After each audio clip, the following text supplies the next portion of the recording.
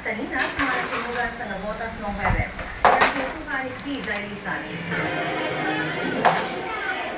Halos 2,000 pamilyang nasunugan ang nagsisiksikan sa 3 evacuation centers sa Navotas. Si Aling Bernatita na may problema dahil hanggang bukas na lang sila ay manuwian sa Navotas Elementary School. Problema namin ngayon kung kukuha pa naman kami. Para sa damit, kumot at pagkain na personal na iniabot ang 2 sa mga kapatid ni Pangulong Aquino na sina Pinky at Giel kasama si DSWD Secretary Pinky Soliman.